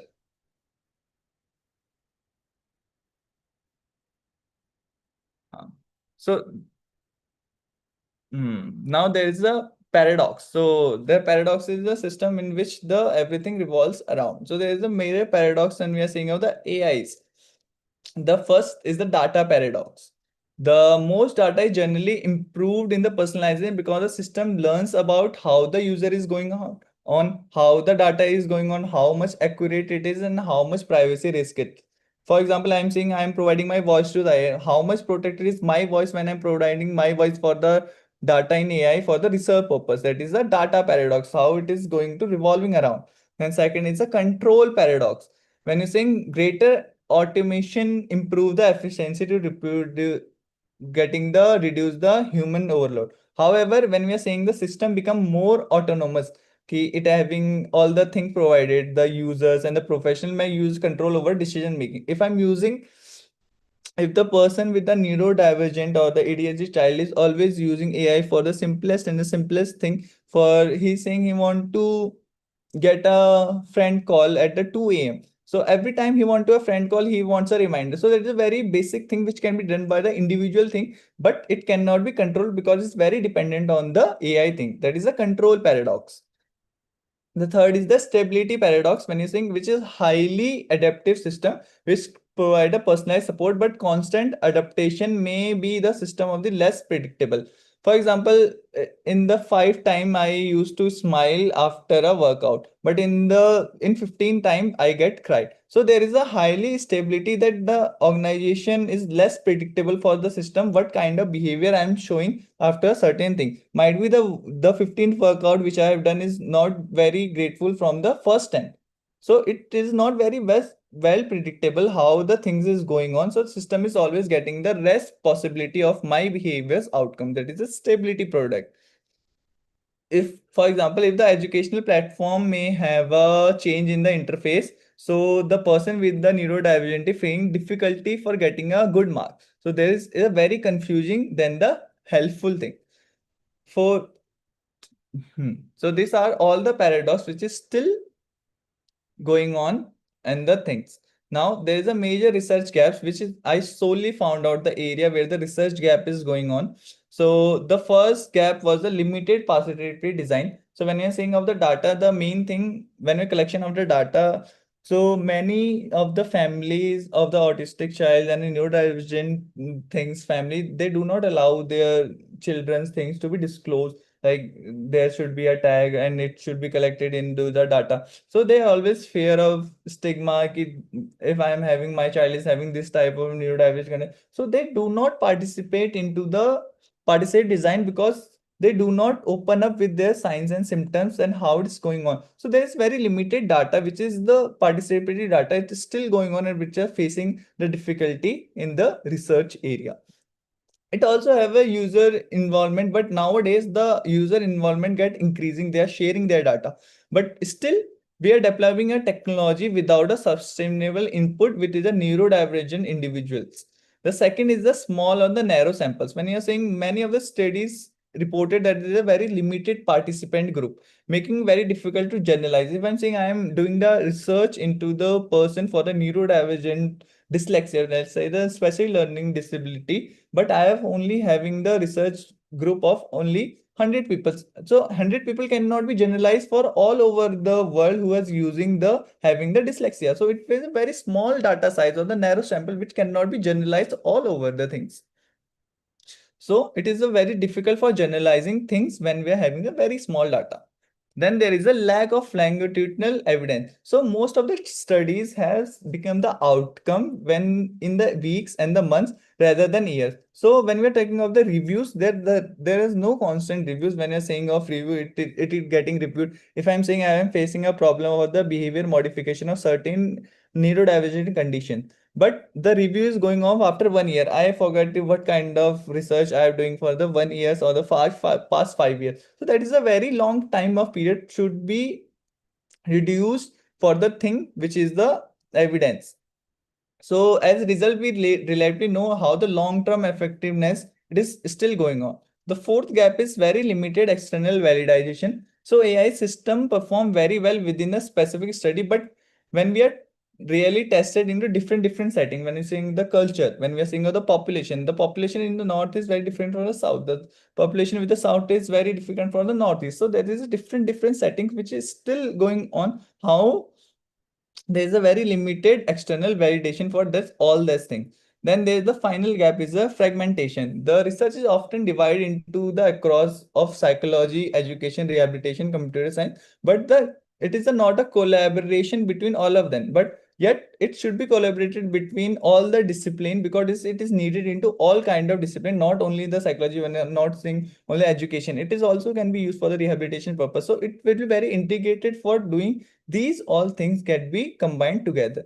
So these gaps do not mean to filled file as it is a falling research when we are saying of AI into the neurodiversity, but rather it can show AI for the neurodiversity is still evolving. It can be evolved if this can be looked after. So the review can be concluded for the future progress, but yet it requires a very strong collaboration with every neurodivergent community. So it can be provide a larger database for the diverse data set, and it can be a long-term evolution studies and the interdisciplinary research. The overall thing, it is the future for the AI for the neurodiversity is very promising if this all the gaps can be looked after. But yes, I'm not saying it will 100% be successful, but yes, it can depend on making a change into a system which is very inclusive, which can provide a evidence-based data to us, then which is more ethical and more responsible for that thing. So thank you. That was overall the webinar which I have presented. So I hope you able to get all the things, how the AI is going on, what kind of research is going on, what kind of lags are there, what kind of gaps is there, it can be useful or not. So that all things which is here. So I'm open to the question if anyone wants to ask any question. So I'm available. Thank you, please, Kunwar. Very nicely, you have presented major issues related to the AI.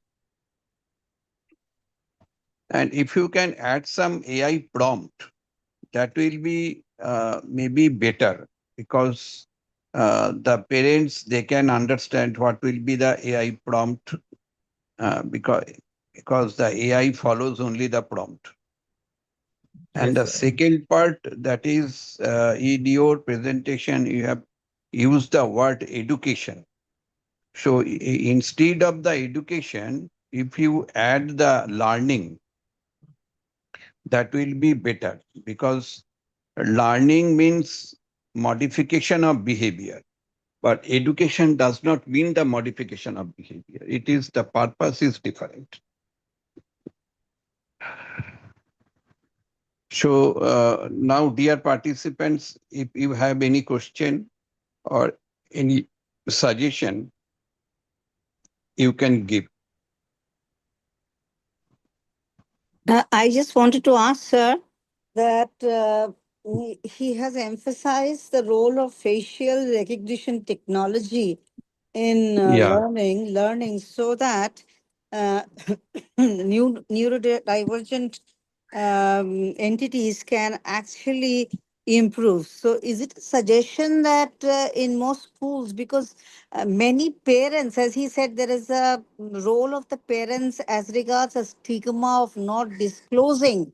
And I have seen parents in my experience whose children are having certain symptoms, but they are not aware unless those symptoms are very severe, because dropouts not doing well in learning right from the young age is certain. In most many schools, in fact, the results are not as promised. So what would he suggest that facial recognition technology could be implemented as a guideline to what children as regards neurodivergent thinking? If you could comment something on that. Okay, ma'am. So Okay. when we are saying of the, Could This you is a understand what I critical said? issue. yes, ma'am, yes, ma'am. Okay. So when you're saying of the facial recognition system, so like you said, you have seen the patients or the client in your learning time. So the many of the parents unable to recognize signs and symptoms of the individual.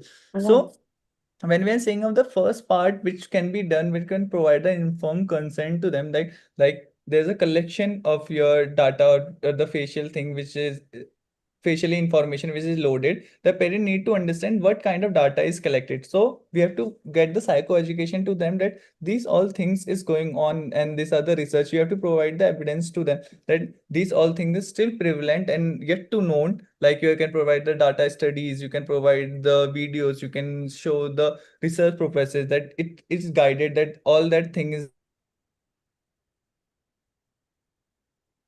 neurodivergent condition is having a T type of concentration. So when we are saying of the psychoeducation, we provide all the things and the data to the parents, then we can sign an informed consent to them that we have already told you that all these things should be shared be in the database. So it can be told that you can contribute to that thing for the research purpose. Your child facial recognition or the information which is highly sensitive and it can be recognized and it can be taken, so it can be accessible for all the parents and all the children which is still facing that kind of problem. Secondly, it can be a very useful for interpreting the AI findings. When we say if a AI system identify the signs of frustration or the reduced attention during a learning task, so the parents can provide a context to that technology that it not may capture the thing, but such as poor sleep is there, the illness is there, or the family stress is there. So there are many factors which are influencing on the behavior of the child. The thirdly, the parent can play an important role for monitoring the use for the privacy and the protection, that it can advocate their child for not using the personal information for solely secured in the misguided use. So it can be thing can be told to the parents that it can be very useful if they share the data to them. So yet, according to me, it can be done if you're saying of they are not willing to share the child information. These can be a small step toward the contribution to the future research where the AI can be a very useful thing for the neurodivergent conditioning. Yeah, I would just add what you said. In that case, for these kind of children, maybe inclusive education at times could be with like difficult. In that case, they can be identified right from the childhood in order to areas of diversification in which they can expertise as a knowledge base, so that in future they will also shine and will be inclusive part of the society. Yes, agreed, ma'am. Okay, thank you.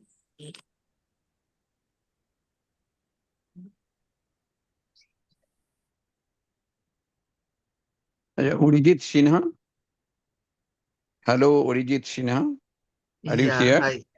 Yeah, Yeah. I'm there. Please do introduce yourself and if you have any suggestion, Okay, please. so I got this message of yours in the alumni group. I am a part of University of Calcutta. I have studied my master's from there, and now currently I'm doing an RCI MPhil from Christ University. So Oh, nice.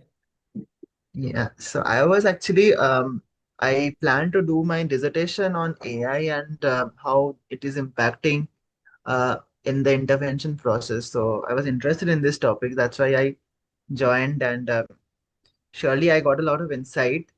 And I will read upon the things. I have kept a note of all these things. It was really good. And currently, I don't have any query as such. But in case if it is needed, if I have your contact, I can just directly drop a message or a mail for doubts if it is so. Okay, sure. I will sharing my contact details in the chat box. So if you're having any query or any question regarding this AI topic, so you can make free will you can text me at any point of time. It will be very easy and I will very helpful if you text me and ask me question. It will increase my knowledge also that giving a more aspect to think about that this this area can be more be transformed and must be think about it. So I will be very useful. You wind Yeah. up, I had one more query. Are schools applying this facial recognition technology as of now through your experience, if you could enlighten us a little? So, ma'am, when the most of the schools I am known is not using this technology, but yet the research is going on. The when I'm saying on my hospital, not the education purpose, but yes, in the sign and symptom, when I'm saying a cognitive restructuring. So the restructuring is done on the basis of there the I have given the example that the word is falling down, the person have to write that word. So that is how the retraining is done in the maze of the AI. So it is augmented. I've seen the videos which are still going on in the foreign countries which is still going the children is using ais for their neurodivergent conditions the game the small games not like the PUBG but yes the cognitive like the puzzles like the sudokos which is very interesting and very catching so they are actually learning from it so it is still not coming to us but yes it is still going on somewhere in the abroad now.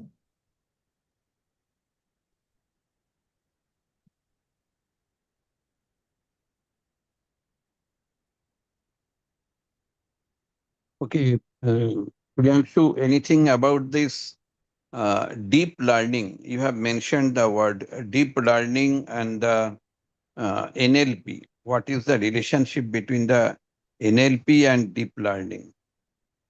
So, so when we're saying of the deep learning, so deep learning is a specialized branch of the machine learning. When the machine learning is a overall term which is comprises of deep learning and NLPs. So I already told in my webinar also there is a connection between all these things. So when there is a user artificial neural circuit, so there is always a neural circuit and commands and data which is still going on. So the structure is like a human brain, like our human brain having neurotransmitter, it's having neurons, it having a connections. So same as the AI is also having its brain, and this brain compromises of deep learning, machine learning, and NLPs. So unlike the traditional machine learning or the deep learning, it can automatically identify the complex pattern. If I'm saying if I'm saying I always used to type a thing for the certain assessment. I have to do a certain assessment and I need a guideline for it. So the my AI knows I want to do the assessment, and every time he use that assessment for the specific assessment, he uses a certain command. So most of the time, if get to know I am using that command in every Friday at the 10 a.m. So before ongoing or the 10th time I'm using that command, he automatically say, yes, Priyanshu sir, if you want this command, I can help you with that thing. So that is a deep learning which is encoded into the AI. It is already telling my thing what I am going to do. The brain is getting transformed when we are saying on neuroplasticity, how our brain wires and rewires. So the deep learning works like a wiring and rewiring in the AI.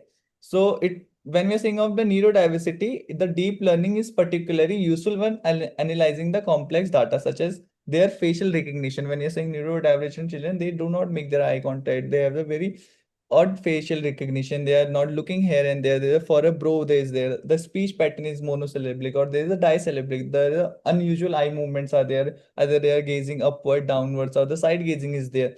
So these all things are integrated in the deep learning processes. So it can be more emphasized for the overall data. So researchers, so in this time, the researchers have done, they analyze the eye tracking patterns. If the person is eye tracking to the left side, it might be possible ASD condition. So this is the machine learning, how it's helping to get to know all that part. So that is the connection between NLPs and the machine learning and the deep learning, which is still going on for the recognition of the brain of the AI. So we can, in the simple term, we can say this is the brain of the AI, which is still getting evolving the more and the more data we are providing. So are you talking that for the prediction purpose, deep learning is important? Are you telling that one? Yes, sir. It is a connection between all the part for the recognition of the thing, and the more and more data which provide for the AI, it will be more encoded into the memory of the AI. When we think of long term or the short term memories, the same goes for the NLPs and the machine learning. So these learning use insight as a coding, then it is stored in the form of the data, and that data can be used for the any end point of time. The major problem for the neurodivergent children is the classification of the object as well as the classification of emotion. So can AI help in that area? So not really much helping in that area, but it can provide, in when you're saying the object identification, it can provide a little bit help, but not the overcoming that problem. If I'm saying there is a object classification in the AI system, so it can be recognized the association between two things. If I'm saying this is the object, then this is the association. If you see the snake, it should be associated with the fear. So certain things for the AI can be reckoned, like the person or the autistic is sitting here and we have to teach him about the emotions, what kind of emotion he's facing. So first we have to do the certain emotion typing chart. The child, the emotion is showing on, and the certain video is showing on that this emotion is associated with this. The, for example, the video is going on for the child who is very happy. When he provided a candy, he's a happy. So the child get to know when someone receives something or get the sweet, it make the happy emotion. And the same child goes to the another way and god, the video is going on and the same child is going on and the stick is beaten to him, so that is a sad and it is getting very angry to him. So that kind of integration can be done with the help of AI, but not individually feeding like all the emotion, but yet the prominent emotion, happy, sad, sadness, sorrow, it can be implicated with the help of AI. So what will be the prompt for the parents for the classification of orange and apple? So when we're saying of the similarity patterns or a dissimilarity patterns, so the AI we simply can be right the there is the ABA analysis. So it can be right, my child having this age or having this condition from this many years, and I want to teach him for the this classification for apples and the oranges. So the main thing, the AI will be the first, according to me, the AI will be, I will be sending the techniques in the steps. The first step will be more identification. If you're saying the real time of apples and the oranges and the video apple and oranges. So taking the thing, YouTube video is going on, the AI will show the video of the apple and oranges, and the apple and orange should be kept on the tables in the front of the child. The more curiosity creates the AI for the children to use that or eat that apple and orange will be more helpful for that thing. The now the AI is saying the video is going on, the person is eating apple and he's getting very happy. So the child get the curious, the apple get very happy. So he eats that apple. So the second in video, that when he eats the orange, it getting very sore and making the faces. So child think it might be same as apple, it might be a sweet. So he will pick the orange, and when the moment he take the orange, he get the it is sore. So find the major difference that all the major looking shape not is equally from the its outside look, but yes, from different from its texture on the basis of taste also. So that's how the AI got with the things in the pinpointed thing, which making the curiosity when we are saying of the shape analysis. So all these things get combinated to the AI thing.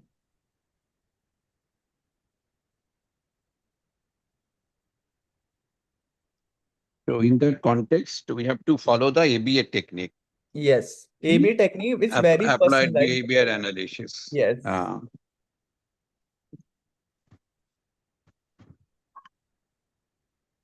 So the participants, any question if you have? Sir, I just wanted to ask him, you are talking about products like orange and apple, but if it is Yeah. about some abstract thing, then how does he explain that? Should it be the NLP, the language part, which needs to be trained more or expressed more in order to express to make understanding of the abstract? No, for example, in case of this emotion Mm, classification, there mm, is a theory that is called the theory of mind. mm. I think Priyanshu can apply this theory of mind in AI. So is it possible, Priyanshu?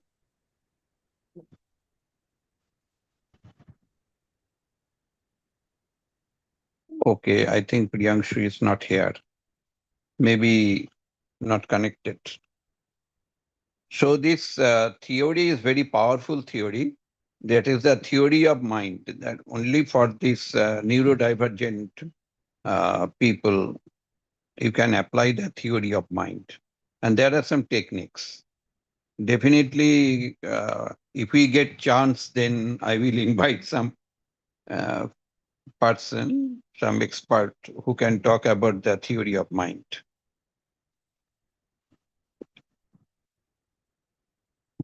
It is possible if we can follow the theory of mind.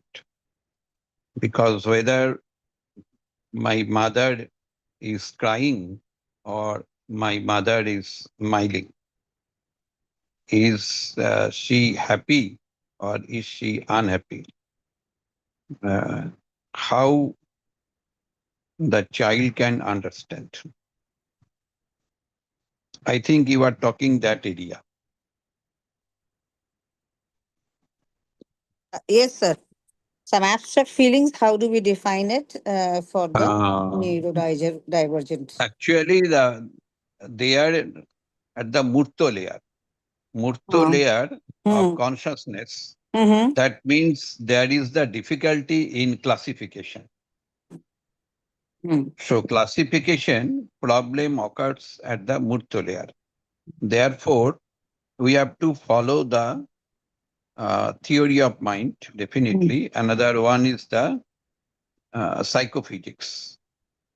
Once upon a time, I have given lecture mm-hmm. how the psychophysics can help uh, in this neurodivergent people. Okay. So We will. I will definitely see. there is enough scope. There is enough scope. Definitely there is enough scope on this area. Mm-hmm. So if anybody is interested, they can think about it. Mm-hmm. And in this connection, I am also telling that uh, we are going to start the pre-PhD program training. Mm-hmm. So still there is some scope for admission into our course. Today it will start uh, through the inaugural lecture of one senior professor of NIMHANS. Mm-hmm. Immense. And yeah, NIMHANS. Mm-hmm. Bangalore. So he will, yeah, NIMHANS Bangalore. He will discuss about how you can find out the research problem, because the getting research problem is a Mm-hmm. very serious issue. Absolutely. And particularly in case of the admission to any PhD course, Mm-hmm. in the interview, this question is very common. Statement why of do you purpose. think? Why do you Uh, think? Correct. Why do you think so? Hmm. So this is a very serious issue, and for that reason, I have invited uh, him, and he is the academic council member of RPRIT. Okay. So now I am requesting Falak to give the vote of thanks. Falak, are you here? Falak Yes, Qureshi I'm is here. very sincere, very sincere. I like her very much. She's from Mumbai, Thank you, sir. and she is in, I think, the undergraduate also. But she is managing our Sunday webinar very well. Okay, Falak, so give the vote of thanks. Yes, sir.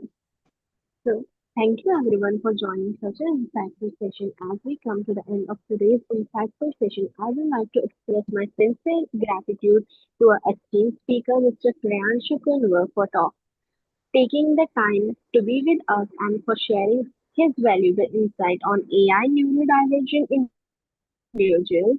Thank you, sir, for giving us a deeper understanding of how psychology and emerging technology can come together and support neurodivergent individuals and enhance mental health care. I will also like to extend my heartfelt thanks to the organizing team for their efforts in making this session possible, to all the participants and the presence for their presence, enthusiasm, and active participation. Thank you again to you, sir, and all the participants for joining this session and giving us your valuable time. Thank you. Have a good day ahead. Thank you, Falak. Now I am requesting all of you, please close your hands. Shunira, do you know the Om Uh, Purnamada? yes, sir. আপনিও বলুন আমিও বলি। ওম Okay. পূর্ণমদ Purnamada. পূর্ণমৃদম Purnamidam. পূর্ণ Purna. পূর্ণাৎ Purnam. পূর্ণমুদচ্যতে Mudachyate. পূর্ণস্য Purnasya. Purnam Purnamadayo. পূর্ণমদায় পূর্ণমেবাবশিষ্যতে Purnamebabo. Shishyate. ওম Om শান্তি Shanti. শান্তি Shanti. শান্তি। Shanti. Thank you, sir. Okay, thank you everybody Yes, my God for bless you. your joining, giving the valuable question. Thank you.